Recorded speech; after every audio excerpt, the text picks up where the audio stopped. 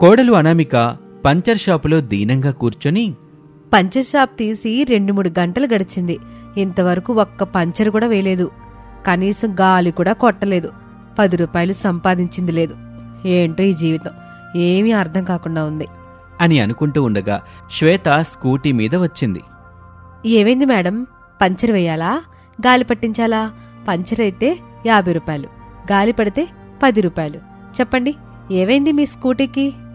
గాలిపోయిందో puncture అయిందో తెలీదు. ఏమైందో నువ్వే చూడు అని చెప్పి స్కూటీ స్టాండ్ వేసింది శ్వేత. అనామిక స్కూటీని చూస్తుంది. శ్వేత వెళ్లి కూర్చుని సెల్ఫోన్లో మాట్లాడుతూ ఉంటుంది. ఇంకా లేదే, స్కూల్కి బయలుదేరాను. మధ్యలో ఏమైందో ఏమో తెలీదు, స్కూటీ పంచర్ అయిపోయింది. ఇదిగో ఇప్పుడే పంచర్ వేయిస్తున్నాను అని చెబుతూ ఉండగా టిఫిన్ డబ్బా పట్టుకుని శారద వచ్చింది. కుర్చీలో కూర్చున్న శ్వేతని అదోలా చూసింది. అనామిక అత్తగారి చూపుల్ని గమనించి సెల్ఫోన్లో మాట్లాడుతున్న శ్వేతని చూసింది.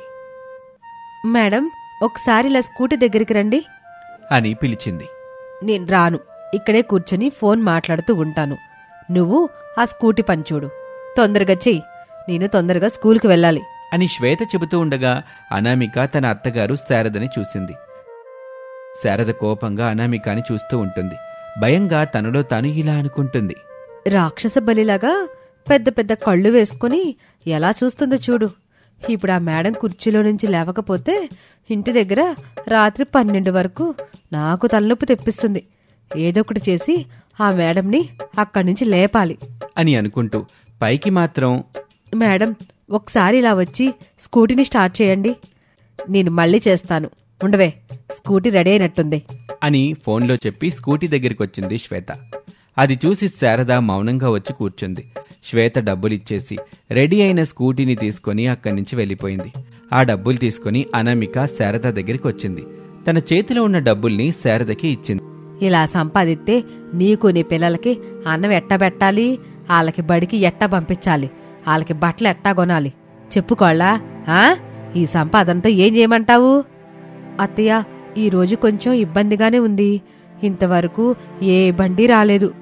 వచ్చింది ఒక్క స్కూటీ మాత్రమే. చీకటి పడ్డానికి ఇంకా టైం కూడా ఉంది కదా అత్తయ్య. సర్లే కోళ్ళ, నేను వెళ్తున్నాను. ఇదిగో నీకోసమని ఈ పచ్చడి మెతుకులు తీసుకొచ్చా. ఈరోజు కూడా పచ్చడి మెతుకులేనా అత్తయ్య? నీ పిల్లలు కూరగాయలు ఆకుకూరలు తినాలంటే నువ్వు ఈ పచ్చడి మెతుకులు తినాల్సిందే, తప్పదు.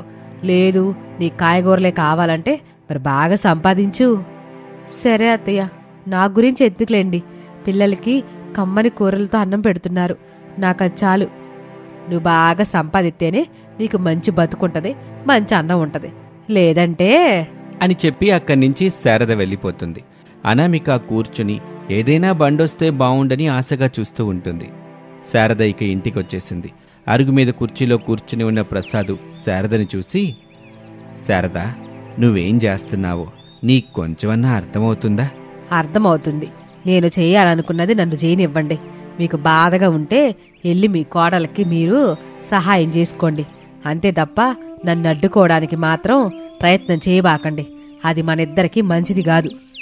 కొడుకు మన మీద నమ్మకంతో కోడల్ని పిల్లల్ని మన దగ్గర వదిలిపెట్టి పని కోసం ఎక్కడికో వెళ్ళాడు.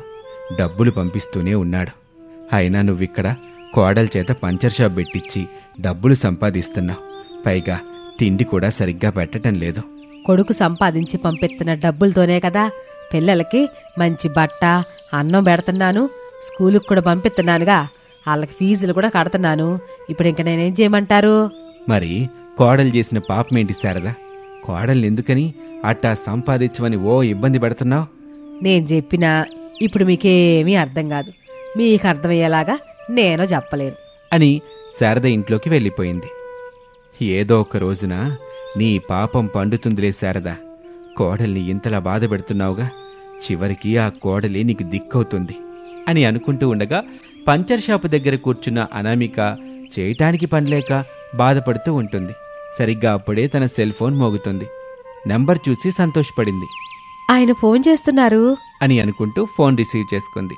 సముద్రం ఒడ్డున నిలబడి ఉన్న రమేషు, అనామిక ఎలా ఉన్నావు? పిల్లలు బాగున్నారా? మేమిక్కడ అందరం బాగున్నామండి. మీరక్కడే ఎలా ఉన్నారు? మీకక్కడ పని ఎలా ఉంది? నేను బాగున్నాను. నేను చేస్తున్న పని కూడా చాలా బాగుంది అనామిక. నా గురించి మీరెవ్వరూ బాధపడకండి. నేను ఇక్కడ క్షేమంగా ఉన్నాను. డబ్బులు పంపిస్తున్నాను. అమ్మ నీకు చెప్తుంది కదా. చెబుతుందండి. అత్తయ్య నాకు చెప్పకపోతే ఎవరికి చెబుతుంది చెప్పండి. కాకపోతే పిల్లలు మాత్రం మిమ్మల్ని రోజు అడుగుతూ ఉంటారు. స్కూల్కి మిగతా పిల్లల నాన్నలొచ్చి వాళ్ళకి కావలసినవి కొనిచ్చి ఇంటికి తీసుకెళ్తున్నారని చెప్తా పిల్లలు బాధపడుతున్నారండి. నేనేదో ఒక సర్ది చెప్పి పిల్లల్ని ఊరుకోబెడుతున్నాను. అయినా పిల్లలు నాన్న నాన్న అంటూ కలవరిస్తూ అలాగే నిద్రపోతున్నారు. నాకు కూడా నీ దగ్గరికి రావాలనిపిస్తుంది అనామిక. మిమ్మల్ని అందరినీ చూడాలనిపిస్తుంది. కాకపోతే ఇక్కడ రాలేని పరిస్థితి. 2-3 నెలల్లో ఇక్కడ వర్క్ అంతా పూర్తి చేసుకునే అగ్రిమెంట్ అయిపోతుంది. ఆ తర్వాత నేను వచ్చేస్తాను. అప్పుడు ఎక్కడికి వెళ్లకుండా అక్కడే ఏదో ఒక పని చేసుకుంటూ మిమ్మల్ని చూసుకుంటూ ఉంటాను. అలాగేనండి. మీరిక్కడికి వచ్చిన తర్వాత మనం అదే చేద్దాం అని అనామిక మాట్లాడుతూ ఉండగా శ్వేత మళ్ళీ తన స్కూటీని తీసుకుని కోపంగా వచ్చింది. అనామిక ఫోన్లో మాట్లాడుతున్న విషయం కూడా మర్చిపోయి, డబ్బులు మాత్రం బాగానే తీసుకున్నావు, పంచర్ మాత్రం సరిగ్గా వేయలేదు, కొంచెం దూరం వెళ్ళానా లేదు, టైర్లో గాలి మొత్తం పోయింది, ఏంటమ్మా ఇది, ఇలాగైనా పంచర్ వేసేది అని అరుస్తూ ఉంటుంది. రమేష్ ఆ మాటలు ఫోన్లో నుంచి వింటాడు. అనామిక, అనామిక, నువ్వు పంచర్ షాప్ నడిపిస్తున్నావా? హలో హలో నేను మీతో మళ్ళీ మాట్లాడతానండి అని చెప్పి ఫోన్ పెట్టేస్తుంది అనామిక. ఇలా చూడు, నువ్వు పంచర్ సరిగ్గా వేసావని నమ్మి లాంగ్ ప్రోగ్రాం పెట్టుకుంటే ఇక అంతే సంగతి కదా. పంచర్ కరెక్ట్గా చేయడం, గాలి సరిగ్గా పెట్టడం రానప్పుడు పంచర్ షాప్ పెట్టుకోవడం ఎందుకు తల్లి? సైకిల్ ఒక చెక్క గట్టుకుని కిరోసిన్ పొయ్యి పెట్టుకుని ఆమ్లెట్ వేసుకో. అదైతే సరిగ్గా కాలిందో లేదో తెలుస్తుంది. అప్పుడు ఎవ్వరికీ ఇబ్బందే ఉండదు. ఆవేశపడకండి మేడం, ఏదో మిస్టేక్ జరుగుంటుంది. నేనిప్పుడు చెక్ చేస్తాను కదా, మీరెలా కూర్చొని ఫోన్ మాట్లాడుకోండి మేడం అని చెప్పగానే శ్వేత వచ్చి కూర్చొని ఫోన్ మాట్లాడుతూ ఉంటుంది. 10 నిమిషాల తర్వాత అనామిక వచ్చి బండి రెడీ అయిందని చెప్తుంది. శ్వేత స్కూటీ తీసుకుని అక్కడి నుంచి వెళ్ళిపోతుంది. ఈ పంచర్ షాప్ని నమ్ముకుంటే ఇక లాభం లేదు. డబ్బులు చూస్తేనేమో సరిగ్గా రావడం లేదు. ఆ మేడం చెప్పినట్టుగా ఒక సైకిల్కి పొడవాటి చెక్క ఏర్పాటు చేసుకుని ఆమ్లెట్స్ అమ్ముకుంటే సరిపోతుంది. ఒక్కొక్క ఆమ్లెట్ని 10 రూపాయల చొప్పున అమ్ముకున్నా సరే చాలా డబ్బులే వస్తాయి. ఆమ్లెట్ అంటే ఇష్టపడని వారెవరూ ఉండరు కదా అని అనుకుని తన షాపులో ఉన్న పాత సైకిల్ని బయటకు తీసి బాగు చేస్తుంది. ఒక పెద్ద చెక్కని కూడా ఏర్పాటు చేసుకుంది. ఇప్పుడు అత్తయ్య దగ్గరికి వెళ్లి డబ్బులు అప్పుగా ఇవ్వమని అడగాలి. ఆమ్లెట్ వ్యాపారం మొదలు పెట్టేసుకోవాలి అని పంచర్ షాప్ మూసేసి చెక్క కొట్టిన సైకిల్ని తీసుకుని ఇంటికొచ్చింది. ఇంట్లో అత్తగారు శారద ఒక్కతే ఉంది. ఏంటే కోళ్ళ, పంచర్ షాప్ బంద్ చేసేసావా? అప్పుడే ఇంటికి వచ్చేసావు? అత్తయ్య, నేనిక నుంచి పంచర్ షాప్ని నడపను. గాడిదలుగా అత్తావా? లేదత్తయ్య, సైకిల్ మీద ఎగ్ ఆమ్లెట్ వ్యాపారం చేస్తాను. సైకిల్ మీద ఆమ్లెట్ వ్యాపారం చేస్తావా? ఎట్టా చేస్తావే అని శారద అడగగానే అనామిక వివరంగా చెప్తుంది. ఖర్చు పెట్టేది ఎంతో చెప్తుంది, రాబడి గురించి వివరిస్తుంది. అంతే, శారద ముఖం వెలిగిపోతుంది. ఎత్తాను కోళ్ళ, ఎంత డబ్బులు కావాలంటే నీకు అంతా ఎత్తాను. అన్నీ తెచ్చుకొని నువ్వు చేద్దామనుకుంటున్న సైకిల్ మీద అక్కుడుగుడ్ల ఆమ్లెట్ వ్యాపారం చేసుకో అని చెప్పి డబ్బులిస్తుంది. అనామిక డబ్బులతో అన్నీ కొనుక్కొని తగిన విధంగా ఏర్పాట్లు చేసుకుంటుంది. మొదటి రోజున సైకిల్కి కొబ్బరికాయ కొట్టి అనామిక సంతోషంగా ఇంటి నుంచి బయలుదేరి మార్కెట్ సెంటర్ దగ్గరికి వెళ్తుంది. అక్కడ ఒక చోట సైకిల్ పెట్టి గుమగుమలాడే ఆమ్లెట్స్ వేస్తూ ఉంటుంది. రండి బాబూ రండి, సైకిల్ ఆమ్లెట్ తిన్నారంటే స్వర్గంలో ఉన్నట్టుగా ఉంటుంది. కేవలం 10 రూపాయలు మాత్రమే, రండి బాబూ రండి అని అరుస్తూ ఉంటుంది. ఆమ్లెట్ వాసనకు చాలా మంది తినటానికి వచ్చారు. వాళ్ళని చూస్తూ అనామిక సంతోషంగా అడిగిన వాళ్ళకి ఆమ్లెట్ వేసిస్తూ ఉండేది. డబ్బులు తీసుకుంటూ ఉంటుంది. అలా అనామిక సాయంత్రం వరకు చాలా డబ్బులు సంపాదించి ఆ డబ్బుల్ని తీసుకుని ఇంటికొచ్చింది. అత్తగారు శారదకి ఇచ్చింది. శారద ఆ డబ్బుల్ని చూసి మురిసిపోతూ ఉంటుంది. పచ్చడి అన్నం కాకుండా ఆ రోజు చికెన్తో తయారు చేసిన అన్నం పెడుతుంది. అది చూసి అనామిక కన్నీళ్లు పెట్టుకుంటుంది. శారద వాటినేమీ పట్టించుకోకుండా అక్కడి నుంచి వెళ్ళిపోతుంది. పిల్లలు హరీషు, భవ్యలు మాత్రం తమ తల్లి దగ్గరికి వచ్చి ఇలా అంటారు. తినమ్మా, ఈ ఒక్కపూటైనా చికెన్తో తిను, ఎలాగూ నానమ్మే పెట్టింది కదా. తినమ్మా, నేను అన్నయ్య నీ దగ్గరే ఉంటాము, తినమ్మా. అలాగే నువ్వు తింటూ మా ఇద్దరికి కూడా తినిపించు అని పిల్లలు అనగానే అనామిక తల్లి హృదయం ఎంతగానో మురిసిపోయింది. పిల్లలకు తినిపిస్తూ తను తింటూ ఉంటుంది. ఇక ఆ రోజు నుంచి అనామిక మొదలుపెట్టిన ఆ సైకిల్ ఆమ్లెట్ వ్యాపారం బాగా సాగింది. అత్త సహాయంతో పేద కోడలు అనామిక స్పైసీ చికెన్ బిర్యానీ చేసి అమ్మటం మొదలుపెట్టింది. అనామిక అదృష్టం బావుండడంతో తను మొదలుపెట్టిన స్పైసీ చికెన్ బిర్యానీ వ్యాపారం డబ్బుతో పాటు మంచి పేరును కూడా సంపాదించి పెట్టింది. అత్తమామలు, భర్త, పిల్లలతో మట్టింట్లో ఏ కలతలూ లేకుండా అనామిక జీవితం సంతోషంగా సాగుతూ ఉండగా అసూయపడే వాసంతి రూపంలో సమస్య రానుందని తెలియని అనామిక ఒకరోజున వాసంతితో ఇలా మాట్లాడుతూ ఉంటుంది. ఏమిటే అనామిక, ఇప్పుడు నీ జీవితం బాగున్నట్టుంది. అవునే వాసంతి, ఆ దేవుడు నా బాధని అర్థం చేసుకుని కరుణించాడు. నాతో కమ్మని స్పైసీ చికెన్ బిర్యానీ వ్యాపారాన్ని పెట్టించాడు. అది ఇప్పుడు చక్కగా సాగుతుంది. 4 డబ్బులు సంపాదించి పెడుతుంది. వాటితోనే కుటుంబాన్ని పోషించుకుంటున్నాను. ఇప్పుడు నేను నీ దగ్గరికి ఎందుకొచ్చానో తెలుసా? నన్ను చూసుకోవడానికి వచ్చుంటావు, లేదా ఇలా పని మీద వెళ్తూ నన్ను పలకరించి వెళ్దామని వచ్చుంటావు, అంతేనా అని అనామిక అంటుండగా అత్తగారు శారద అక్కడికొచ్చింది. చిచ్చు పెట్టడానికి వచ్చింది కోళ్ళ. అత్తయ్య, ఇది వాసంతి. చిచ్చు పెట్టడానికి ఇది వెదవది కాదు. అసూయ, ఈర్ష్య అనేవి దీంట్లో ఉండవు, అవి కనిపించవు. అవునులే కోళ్ళ, మంచితనం మూసిగేసుకుంటే ఎట్టా కనిపెత్తే చెప్పు. వాసంతి, మా అత్తయ్య మాటలేం పట్టించుకోకు. పెద్దావిడి కదా, ఏదో చాదస్తం కొద్దీ అలా అంటుంది, అంతే తప్ప మా అత్తయ్య మనసు బంగారం. అయ్యో అనామిక, శారద పిన్ని మనసేంటో నాకు తెలీదా? నీకంటే ముందు ఈ ఊరికి కోడలుగా వచ్చిందాన్ని నేను. నీకంటే ముందు బస్టాండ్ దగ్గర హోటల్ పెట్టి వ్యాపారం చేస్తున్న దాన్ని కదా. ఈ ఊరికి నువ్వు ఎప్పుడొత్తే మాకెందుకులే. నువ్వు ఏ హోటల్ పెట్టుకుంటే మాకెందుకు వాసంతి? ముందు నా ఇంటికి ఎందుకు వచ్చావో చెప్పు. మేమంటేనే నీకు ఇష్టం ఉండదు కదా. అట్టాంటిది నువ్వే ఈరోజు మా ఇంటికి వచ్చావంటే ఖచ్చితంగా అది చిచ్చు పెట్టడానికే వచ్చుంటావు, నాకు అర్థమవుతుంది. చూడు శారద పిన్ని, మీరు పెద్దవారు, ఏవన్నా నాకు కోపం రాదు. ఎందుకంటే నేను చిచ్చు పెట్టడానికి రాలేదు, చిట్కా కోసం వచ్చాను. ఆ చిట్కా ఏంటో చెబితే నేనిక్కడి నుంచి వెళ్ళిపోయి నా హోటల్ని కాపాడుకుంటాను. చెట్టకానా అట్లాంటివేవి లేవు వాసంతి. ఇక నువ్వు బయలుదేరు. కోళ్ళ, నువ్వొచ్చే చికెన్ కట్ చేసుకోవాలి, రైస్ చేసుకోవాలి, చాలా పనులున్నాయి మనకి. సరే అత్తయ్య. నిజం చెప్పవే వాసంతి, నువ్వు చిట్కా కోసమే వచ్చావా? అవునన్నామిక, నా హోటల్ వ్యాపారం మూసుకోవడానికి వచ్చింది. అందరూ నీ దగ్గరికే వస్తున్నారు. నువ్వు పెట్టే స్పైసీ చికెన్ బిర్యానీనే తింటున్నారు. నువ్వు చెప్పిన డబ్బులు ఇచ్చేసి పోతున్నారు. అసలు అదెలా? ఆ చిట్కా ఏంటో తెలుసుకోవాలని నేనొచ్చాను అనామిక అని వాసంతి చెప్పగానే శారదకి కోపమొచ్చింది. కోపంగా ఇలా అంటుంది. నేను చెప్పాను కదా కోళ్ళ, పావుకి కూరలోనే విషం ఉంటది. ఈ వాసంతికి ఒళ్ళంతా విషమే కోళ్ళ. నేను చెప్పలే చిట్టు పెట్టడానికి వచ్చిందని. ఇప్పుడు చిట్కా అంటుంది, దాంతో చిచ్చు పెట్టుద్ది. చిట్కా లేకపోతే ఏం మాయ చేస్తున్నావో అదైనా చెప్పవే. చూడవే వాసంతి, నేను ఏ విధమైన మాయ చేయడం లేదు, మాటలు చెప్పడం లేదు. ఏదో ఆ దేవుడు నాకిచ్చిన కమ్మని వంట చేసే శక్తిని నమ్ముకున్నాను. స్పైసీ చికెన్ బిర్యానీని పెట్టాను, ఇప్పుడు సక్సెస్ అయ్యాను. నీ మాటలు నేను నమ్మననామిక. నువ్వేదో మాయ చేస్తున్నావు. నేను పెట్టిన పెద్ద హోటల్ కాదని జనాలు నీ దగ్గరకొచ్చి మరి నువ్వు చేసే స్పైసీ చికెన్ బిర్యానీని తింటున్నారంటే ఏమిటి అర్థం? నీ హోటల్లో చెత్త భోజనం ఉందని అర్థం. ఇక వెళ్ళమ్మా. రహస్యం ఏమిటో తెలుసుకోకుండా నేనిక్కడి నుంచి వెళ్ళననామిక. నువ్విలా మాటలతో చెప్తే ఎక్కడంటావే నిన్ను అని శారద వాసంతి చేతిని పట్టుకుని ముందుకు దోస్తుంది. వాసంతి కోపంగా చూస్తూ, నన్నే బయటికి నెట్టేస్తావా శారద పిన్ని? నీ ఎంత చూస్తాను. మీరు పెట్టుకున్న స్పైసీ చికెన్ బిర్యానీ వ్యాపారమే లేకుండా చేస్తాను అని ఆవేశంగా అక్కడి నుంచి వెళ్ళిపోయింది. అత్తాకోడళ్ళు శారద, అనామికలు వాసంతి మాటలు పట్టించుకోకుండా ఒకరు రైస్ వండుతుంటే మరొకరు చికెన్ వండుతూ ఉంటారు. అలా మధ్యాహ్నం అయింది.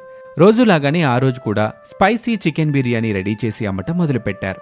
అనామిక చేత్తో తయారైన స్పైసీ చికెన్ బిర్యానీకి అలవాటు పడిన వాళ్ళందరూ వచ్చి తింటూ ఉంటారు. ప్రసాద్కి డబ్బులిస్తూ ఉంటారు. సరిగ్గా అప్పుడే వాసంతి ఫుడ్ సేఫ్టీ డిపార్ట్మెంట్ ఆఫీస్కి వెళ్ళింది. అక్కడ చాలా సిన్సియర్గా వర్క్ చేస్తున్న ఆఫీసర్ అరవింద్ని కలిసింది. చెప్పండి. నమస్తే సార్, నా పేరు వాసంతి. అత్తాకోడళ్ల మీద ఫిర్యాదు చేద్దామని వచ్చాను. ఇలా చూడండి వాసంతి గారు, ఇది ఫుడ్ సేఫ్టీ డిపార్ట్మెంట్. ఇక్కడ అత్తాకోడళ్ల ఫిర్యాదులు తీసుకోరు. మీరెళ్ళి మీ దగ్గరలో ఉన్న పోలీస్ స్టేషన్లో ఫిర్యాదు చేయండి. అక్కడ వాళ్ళు అత్తాకోడళ్ల సంగతి చూసుకుంటారు. వాళ్ళని స్టేషన్కి పిలిచి తగిన విధంగా కౌన్సిలింగ్ ఇస్తారు. ఇంకోసారి మీకు ఇబ్బంది కలిగించకుండా అత్తాకోడలు కూడా ఉంటారు.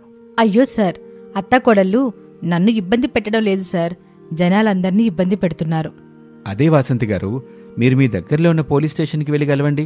వివరంగా చెప్పండి, మొత్తం వాళ్ళే చూసుకుంటారు.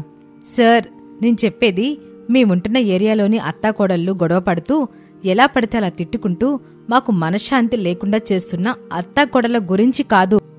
మరి ఏదైనా టీవీ సీరియల్ గురించా? టీవీ సీరియల్ కూడా కాదు సార్, కల్తీ ఫుడ్ అమ్ముతూ జనాల ప్రాణాలతో చెలగాటమాడుతున్న అత్తాకోడళ్ళ గురించి ఫిర్యాదు చేద్దామని వచ్చాను. ఏంటి, కల్తీ ఫుడ్ అమ్ముతున్నారా? ఎక్కడ, ఎవరు, ఎప్పటినుంచి? చెప్పండి. ఎవరి కల్తీ ఫుడ్ అమ్ముతున్నారు? వాళ్ళెక్కడుంటారు? వాళ్ళు అమ్ముతున్న కల్తీ ఫుడ్ తిని ఎంతమంది చనిపోయారు? ఎంతమంది హాస్పిటల్లో ఉన్నారు? ఇప్పుడు వాళ్ళు ఏ హాస్పిటల్లో ఉన్నారు? చెప్పండి వాసంతి గారు. ఇప్పుడే నేను వాళ్ళ హోటల్కి చెకింగ్ చేయడానికి వెళ్తాను.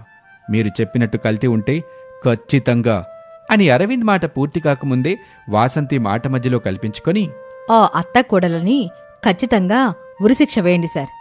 ఆడవాళ్లు కదా, ఏమాత్రం కరుణ, జాలి, దయ చూపించొద్దు. నేనివ్వాల్సిన ఫిర్యాదు ఇచ్చేశాను, ఇక మీరు చేయాల్సిన పనిని చేయండి అని అరవింద్కి శారదా అనామికలు చేస్తున్న స్పైసీ చికెన్ బిర్యానీ గురించి చెప్పింది. అరవింద్కి నిజంగానే కోపం వచ్చింది. ఈ కల్తీని పూర్తిగా అంతం చేసేందుకే మేమిక్కడ డ్యూటీలు చేస్తున్నాం వాసంతి గారు.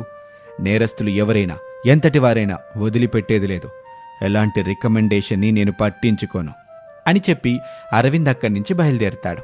వాసంతి హేళనగా నవ్వుకొని, శారదా పిన్ని, నన్ను బయటికి నెట్టేస్తావు కదూ, ఇప్పుడు చూడు, అందరి ముందు మీ పరువు మొత్తం పోతుంది.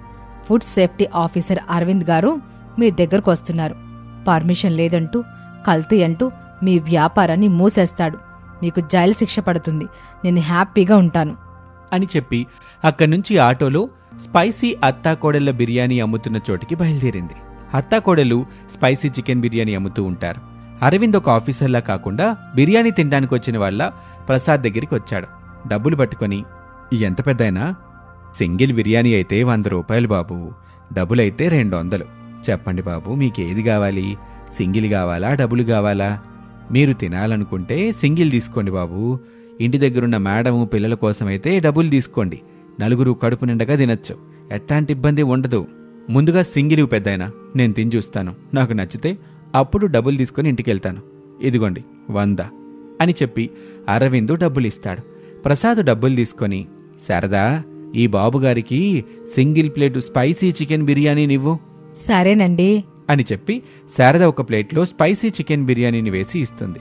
అరవింద్ అక్కడ స్పైసీ చికెన్ బిర్యానీ తింటున్న మరొక వ్యక్తితో మాట్లాడుతూ ఉంటాడు. అతను చెప్పిన మాటలు అరవింద్కి నచ్చాయి. అత్తాకోడలు అమ్ముతున్న స్పైసీ చికెన్ బిర్యానీ కూడా నచ్చింది. ఏమాత్రం అందులో కల్తీ లేదని కూడా అర్థమైంది. ఇక వాసంతి కూర్చున్న ఆటో అత్తాకోడల స్పైసీ చికెన్ బిర్యానీ వ్యాపారానికి కొంచెం దూరంలో ఆగింది. శారదా నామికలతో నవ్వుతూ మాట్లాడుతున్న అరవింద్ను చూసి షాక్ అయింది.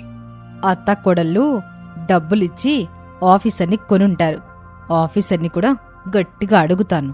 ఇప్పుడే వెళ్ళి ఆఫీసర్ని నిలదీస్తాను అని ఆటో దిగి గబగబా అరవింద్ దగ్గరికి వచ్చింది. ఎంత కమ్ముడిపోయారు సార్ అని వాసంతి అనగానే కోపంగా అరవింద్ వాసంతిని చూసి, ఇలా చూడండి వాసంతి గారు, నోటికొచ్చినట్టు మాట్లాడకండి. మీరు చెప్పినట్టుగా ఇక్కడి అత్తాకోడలు ఎలాంటి కల్తీ ఫుడ్తో వ్యాపారం చేయటం లేదు. అన్ని విధాలా నాణ్యమైన వంట సామాగ్రినే వాడుతున్నారు.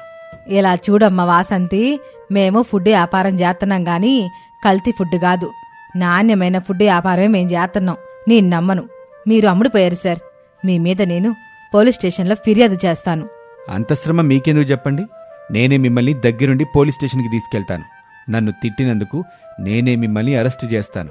మరొక విషయం ఏంటంటే, అనామిక ఇక్కడ స్పైసీ చికెన్ బిర్యానీ వ్యాపారం చేసుకోవడానికి అనుమతి కూడా తీసుకుంది అని చెప్పి వాసంతి చేతులకి సంకెళ్లు వేస్తాడు అరవింద్. అది చూసి అత్తాకోడలిద్దరూ నవ్వుకుంటారు. వాసంతి జైలుకు వెళ్తుంది. ఆ రోజు నుంచి మరింత ఎక్కువగా జనాలు రావటం మొదలుపెట్టారు. అత్తాకోడల స్పైసీ చికెన్ బిర్యానీ వ్యాపారం మరింత జోరుగా సాగుతూ ఉంటుంది. ఇలా ఆ అత్తాకోడలు ఆనందంగా జీవిస్తూ ఉంటారు.